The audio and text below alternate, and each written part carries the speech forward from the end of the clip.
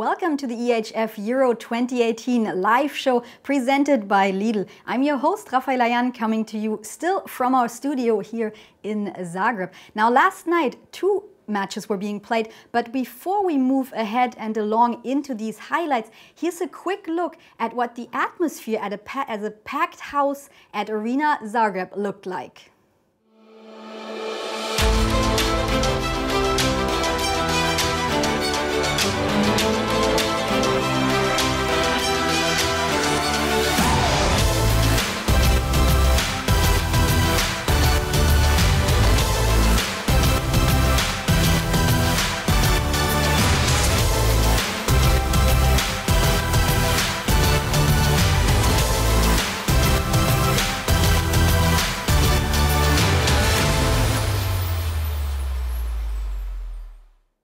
First up last night were Sweden against France. The unbeaten French side facing a Swedish side that had a lot of confidence. Their record was even 20 times the two have played, with each side taking 10 wins apiece, so they've never drawn before. Two changes on the French side, with Romain Lagarde coming in and also Luka Karabatic, the younger brother of Nikola Karabatic. Could these two make a difference? Let's find out. Well, hello and welcome to the Zagreb Arena and our coverage of the men's European Handball Championships.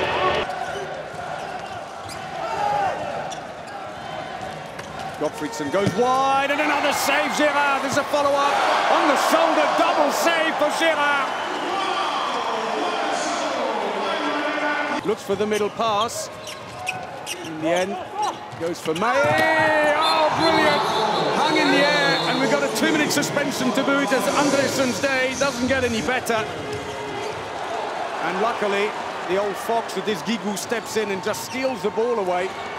Henningsen, and he finishes the job off. Stole it and scored it. Just as the gap opens, and that could be a big crushing blow for them, because Ekberg scores.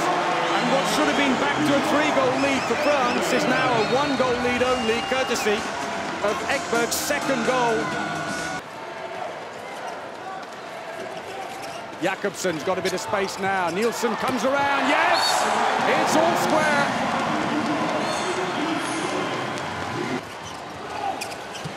Oh! No one picked him up. And look at the reaction from Claire. It's only his second goal in the competition. They thought he was going to pass. They seemed to come away from him, and he accelerated. The first step, it seemed to be steps, but the first one the referees are saying was his landing step, and therefore that was 0. 5-goal lead. They're running the clock constantly, France. Passive play is coming. Still, though, they won't be pressed into an early shot. Now they are again! Appelgren misreads Karabatic. The buzzer goes, and France have beaten Sweden. The group leaders have met. The final score here in Zagreb: France 23, Sweden 17. First time in EHF Euro history that Sweden scored fewer than 20 goals. Thwarted by an inspired performance of Vincent Girard, he had a 53% save rate. Now that caused some buzz on Twitter. Take a look here at what Alessandro had to say. He said, Vincent Girard is the worthy successor of Thierry Omeyer. He is amazing. We'll see if he stays amazing in the matches to come. Now on to last night's match between Croatia and Norway. This was a rematch of the 2016 bronze medal match that Croatia won, but it was also a rematch of last year's World Championship semi-final clash, and that one Norway won. So Ivan Čupić had the chance here to become Croatia's all-time top scorer in EHF Euro history. Let's find out if he did. To the Zagreb Arena and our coverage of the men's European Handball Championships as the host Croatia prepare to take on Norway. Stepancic, yes! And Croatia beat them for the bronze medal. Sindrich is down.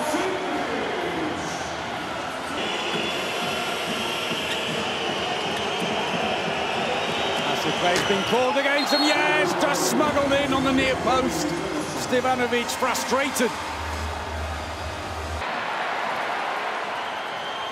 Straight down to Björnsson. Oh, good save, Stevanovic! It's been the goalkeeper's day here today. All hail the hero. 15,000 fans go berserk. Oh, deftly done, a little lob. And the president of Croatia, Kolinda Grabar-Kitarovic, approves. Amic, Sindric. Little acceleration to find space straight through the gap. That's beautiful. Fourth goal for Sindric.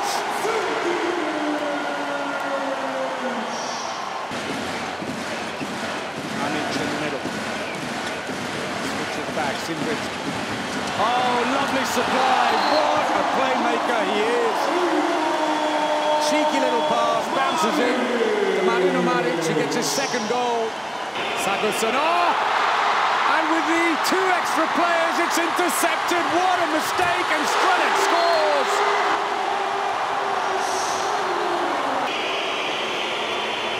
Switch back again. Oh, brilliantly. Coupled with that, Stevanovic has been on fine form at the back. Long-range shot, Stevanovic again! 13th save! Clips it onto the post, it stays out. The final result here in Zagreb, Croatia 32, Norway 28. So the Euro dream is truly back on track now. Yeah, of course. It was very tough after Sweden, and we had that game and game against Belarus, so it was very tough for our mental health. And we respond on the best way for this match, and it was excellent game, excellent offense, excellent defense, excellent goalkeeper, excellent crowd. Everything was excellent, and I'm very satisfied with this day, with this game. It will be in my memory. And what's it like playing in a crowd like that? I mean, does that still give you goosebumps when you hear a crowd like that? Of course, it's phenomenal. You know, it was excellent. Who doesn't love to play in front of this crowd? I think also Norway was better because of also this crowd. Of course, they want to also compete in a big hall and with a lot of supporters. So it will be the same if it was in Norway, of course. And were there any parts of the game that you were worried, that you thought the lead might be slipping from your hands? We were worried till, I think, 53rd minute. It was 2 goals, 3 goals, so it wasn't finished. You had to be very concentrated for the whole game. And you know what's Norway, they will punish you every single mistake, like we punished there. Inspired by the crowd at Arena Zagreb, Croatia with the win, and that brings them up to 6 points. Now, if we take a look at the standings of this Group 1, France lead with 6 points, and both France and Croatia have taken important steps toward the medal round. Norway and Sweden stand at 4 points, still have a chance, so it's all to play for, whereas Belarus and Serbia are still looking for their first points. Now, I feel like it is time to welcome a guest here to the couch. Zarko Sesum. He won the silver medal at the 2012 EHF Euro for Serbia. He has also the most appearances for the Serbian team and is their captain. And this week he became Serbia's top scorer in EHF Euro history. So let's see the man himself in action, Zarko Sesum.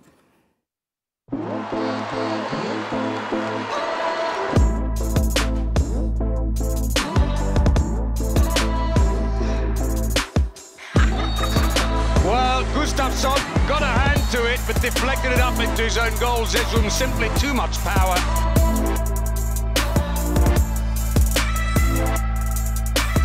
Oh, he could have turned straight away. Does eventually. Took forever to think about it, Sesum.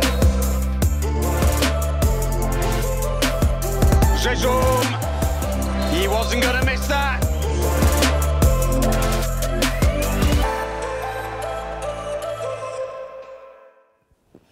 Zarko, thanks so much for coming. You know, I've been having a little bit of a hard time pronouncing your name just right. How am I doing? Zarko, on a scale of 1 to 10? 8, I would say. 8. It's pronounced Zarko. Zarko. Yeah. I'll try my best. No problem. I'm used to it. Okay. You've had no nickname? Yes, but it's also very hard to pronounce. It's called Schelle. It's doesn't make it any easier here. You've had a couple of days off. Yesterday was a match day in your group, and you got the honors to go to the embassy. What was that like? Yeah, it was a nice event. Every time when we are visiting a foreign country, we have an invitation from our embassy, and now we had a time to visit them, and it was nice. It was good to go out a little bit from hotel and to spend some time together outside. And how did it feel emotionally to just have a couple of days off? Because, I mean, the tournament has been quite something. Yeah, it's strange. It's the first time that teams have 3 or 4 days without games, and it is a little bit strange, but it is very useful. We can recover, we can prepare some other things for the tactical and stuff, but it's a little bit unusual, emotional, because you are playing every second day, and you are in a streak, and you are having preparations for the games, and suddenly it's 3 or 4 days nothing. But it was very useful, and it was very good for us. You've had a difficult start into the tournament, but then delivered when it mattered most. That was against Iceland. Now that you know that you cannot reach the semi-finals anymore, do you still feel like you've achieved the minimum of what you wanted to achieve here at the EHF Euro?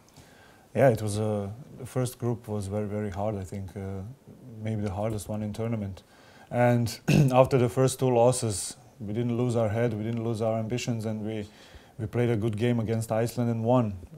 Unfortunately, we were now then depending on the other game, and we had some luck that Sweden played an extra game, and we achieved the main round, which was our first goal. Now we know the opponents in the main round are also very tough, like Norway and France, and we cannot go to semi-finals, but we still want to look good on the court. We represent our country, and we want to do the best until the end. And this Serbian team is really in a bit of a development phase. In what way do you feel like the development of the team was more important than the results here? Yeah, considering the development, you need a lot of games, so it is very close to each other. So you need also to win to have another 3 games in the tournament, which is also very important for the development for the young players, and I think it is very useful to the young players that they have some also very hard games to play. You are the most experienced on your squad for Serbia. What is your role as the leader, as the team captain? No, it's a big role, but it is not so hard for me, because it comes with experience, with tournaments you play, and it is also a responsibility to be a role model to the young players, how they should behave, how they should train and play and fight for the national team, and I hope I'm doing well. What kind of a leader are you? Very vocal? Are you the one who jokes, or do you let a couple of things slide, or are you strict? I'm calm, I'm weak on the young players, I think. So what I should be more tough on the younger players, but there are also guys in the team that can do it. So I think we are a good group. Okay, so what impact are you taking on the young guys on the team? I think a positive one, because I'm a professional. I will behave like a professional. I try to live like a professional. I think that is that is maybe a flaw, because I don't talk too much, but I try with my example of behavior to be a good example. And how do you feel like has the team developed? I think good. We have a certain amount of young players in our team, and like I said, we managed to go to the main round, which was 6 games on the big tournament. So it will surely be useful for all of them. And what would you say are you still lacking as a team, apart from experience? From experience, of course, and I think maybe how do you say it? we need to continuously play on the big tournaments and try to have a lot of good games, and that is maybe the due to lack of experience we sometimes missed our chances to have a lot of good games and to develop young players. But I think we are a good group and we are going forward. That is important. Would you say the reshaping process has it reached its end yet? I think no, because the older guys in the team are also not so old, and we have also some young players that maybe 1 or 2 years, or maybe already in the next qualifications will be there. So I think Serbia has a good future, but it still need to be to invest a lot of work in the young players and to have a continuum on the big stage. Before we continue with the interview, I have a little different question to ask you. Are there any goalkeepers in the competition at the EHF Euro that you don't really like to play against? Because, goalkeepers? Yeah, because maybe some spectacular saves on their end. There are a lot of good goalkeepers on the tournament, and I don't have a particular one. I played a lot of games against all of them, and sometimes I was more successful, sometimes they are, but that's sport, and that kind of competition, it's very positive and keeps pushing you forward. Okay, why don't we take a look? We've come up with some of the best saves from last night, so let's take it away here. And now clawing their way back in, Juraj Stolnik, he's got the winger, straight down to Björnsson. Oh, good save, Stevanovic! It's been the goalkeeper's day here today. All hail the hero, 15,000 fans go berserk.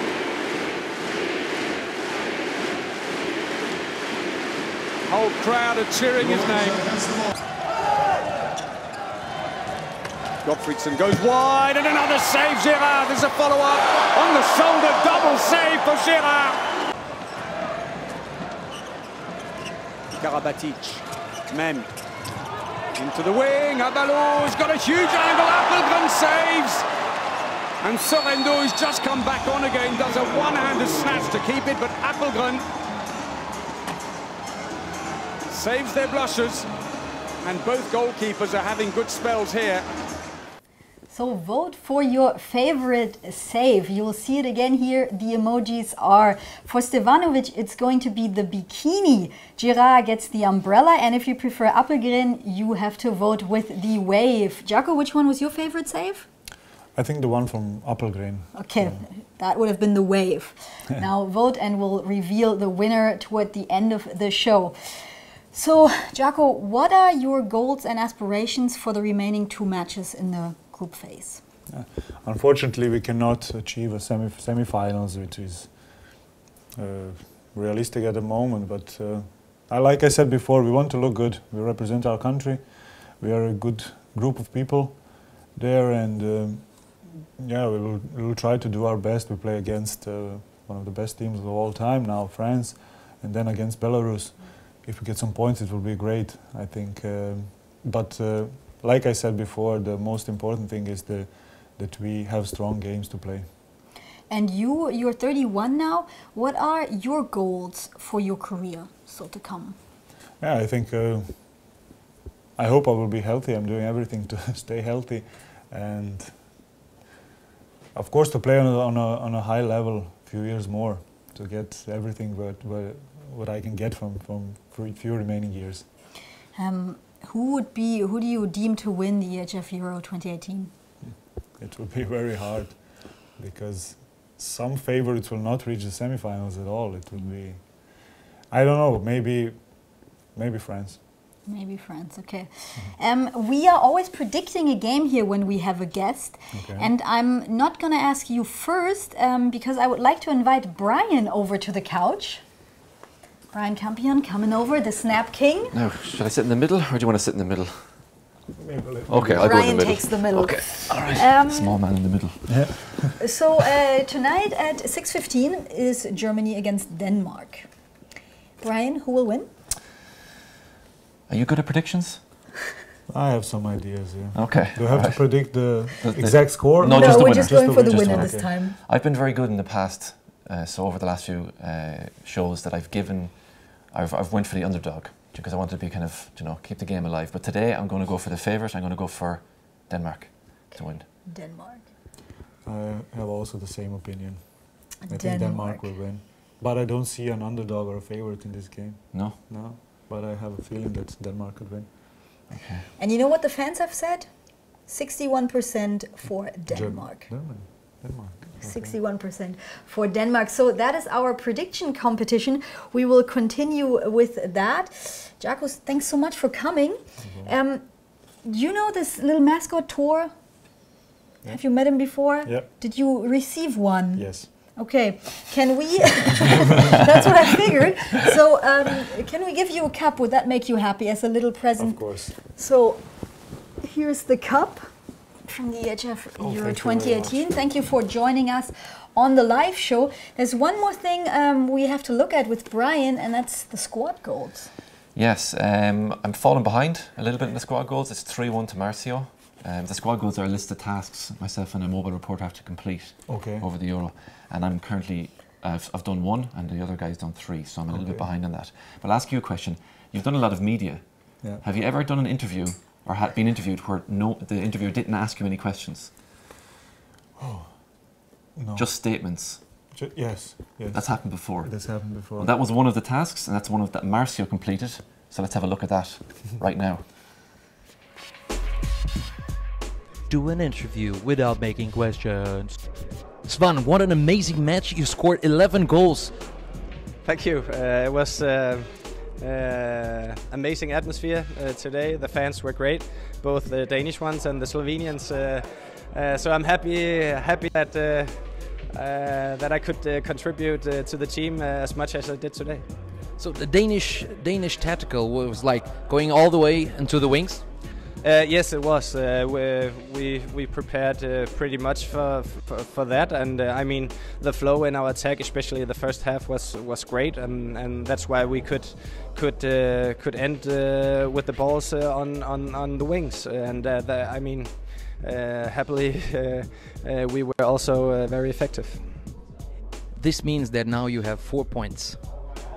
Yes, it does mean that, and we are very happy with that.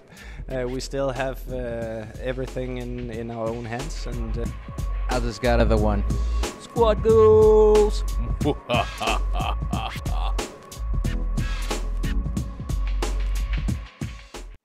So Marcio is really getting the upper hand here, and I have to say, what a nice guy, Lasse Swan, just responding. He looked a little bit like, dude, ask me a question, but he still went with it. Yeah, I wonder, did he know what was going on before? And I have to talk to Marcio about that. But fair play to you, Marcio. You're doing well. Yeah, he's done well so far. Yeah. And do I have to be worried about you? You're falling behind 3-1? No, I'll pick it up. I have a few things planned that are coming up, so it'll be okay. I think we'll pick it up fairly soon. I have one very special one coming up on Monday, which I've already set up. So. Okay, yeah. Very much looking forward to that one then. And Brian, maybe to win a couple of brownie points here with me and for the show, your handball knowledge. Yesterday you were out and about, so you didn't get to watch the show, or did you? The show yesterday? Yeah. No, I was out and about yesterday. I didn't get to watch the show. Yeah, and so just a reminder for you, you can always watch the show on demand on Facebook and on YouTube. So if ever you miss an episode, but I'm glad you didn't get to watch, because I want to put you on the spot. Yesterday, my 2 guests, Kevin and Frederick, they did not do so well when I asked them about the top scorers of the competition. In fact, only Frederick got the very first one right, and then Kevin, I think he did that on purpose. He just dropped out. So how about you? Put you on the spot. Name some of the, let's say, top 8, top 10 top scorers of the competition so far. Oh God, this is on the spot. What, do I win something? Oh, you win brownie points, like I said. Brownie points, okay. So Bjornsson is number 1? Yes. How many goals? Oh, 30 something. 35. 35. Okay, good enough.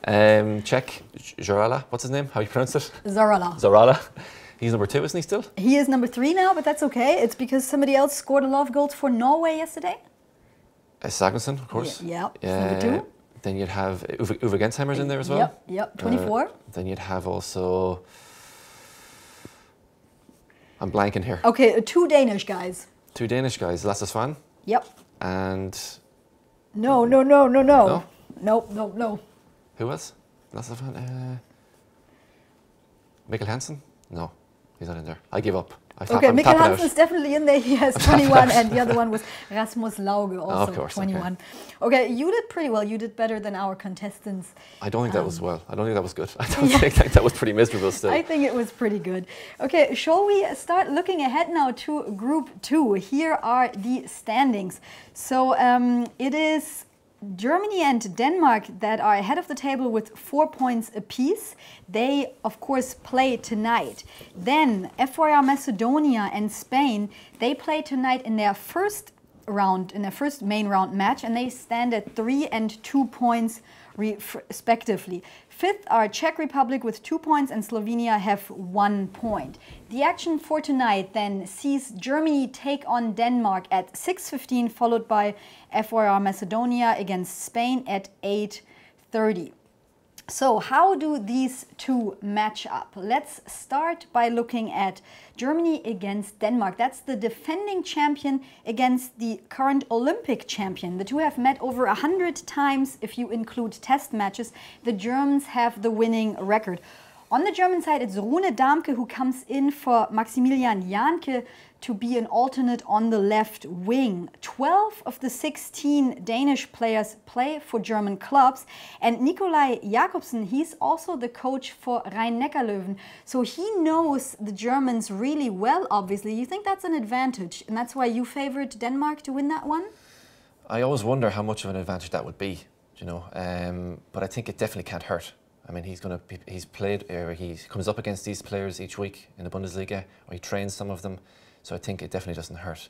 And I think when you compare both teams, I think on paper Denmark are better in most positions. I think they have a lot more to call upon, and their bench I think is definitely better. So that's why I'm picking Denmark as favourites. If Germany are to win, I think it's going to need a huge performance, or huge performances maybe, from both keepers, Wolf and Heinevetter. I think without that, I think they will struggle to get a result. But I think it's going to be a close enough one. I think it won't be more than 3 goals. If Denmark do win. So I find it more difficult to see a route to victory for Germany than I do Denmark. I think Denmark have more options and more ways to win than Germany would. And Germany are struggling with their form up until now, whereas Denmark look to be playing a lot more consistent in their play. Yeah. Well, we'll see if the Germans can step it up tonight. Of course, all the action live on EHFTV.com. So this one is then followed by FYR Macedonia against Spain at 8:30. And Spanish-born coach Raul Gonzalez, he has coached 4 of the upcoming opponents. Aguinaldo, he is back from injury and good to go for this one. Spain have won the previous 5 duels. So, Brian, a quick word about Raul Gonzalez. He's also the coach you picked as the coach of the preliminary round. Yeah, I think when I watched FYR Macedonia playing then in the World Championships, I think one thing they suffer from a lot, and in other tournaments, was they have a great first half and a great 10 minutes in the second half, and then kind of fade away. And then then the result doesn't really reflect how well they played. And I think what's impressed me most about what he's done is that he's been able to keep the momentum going right up to the 60 minutes. And you can see that in all the games they've played. They've held on and then got results from games where people maybe thought they shouldn't have got results from. So that's what I've been most impressed by, that he's been able to keep players like Lazarov fresh until the end. Whereas in the past, I think coaches who've coached Macedonia have kind of burnt out some of those players early on in the first half. So that's what's impressed me most about what he's done. He's really making the most out of that fairly small group of players that they do have. Would you say they're going into this one as the underdog? Yes, they're definitely going in as the underdog. But I think a result is not out of this world. Going on what they've shown so far, that they just kind of keep in there and they kind of fight right until the end. And Spain, it's funny that no one's really still talking about Spain. They really are flying under the radar a lot. I think soon we will have to talk about Spain. Yeah, tonight definitely we have to talk about them. Yeah, we'll see. I mean, it's a big test for Spain as well. Yeah, I mean, Macedonia are never an easy team to play against, so it's going to be a fight out there, I think. Yeah. So that wraps up the look ahead for tonight, but it doesn't wrap up the show just yet, because shall we reveal the winning save? what the fans thought was the best save of the 3 actions that we've seen. Let's go for it, yeah. All right, it was Gerard. Now let's take a look at his save. You picked the umbrella. Really this double save by Vincent Gérard with his amazing performance from last night. Did you like that one? Loved it, yeah. An amazing performance. I mean, really that was, you could see in the first 10 minutes that was really crucial. I mean, some of the saves maybe Sweden made him look good, but it's amazing how they just keep coming up with these amazing goalkeepers over and over again, yeah. Let's see if tonight's performance will show us more of the same live on ehftv.com. Brian, thanks for joining me here. As always, thanks for your insights. It's enjoyable.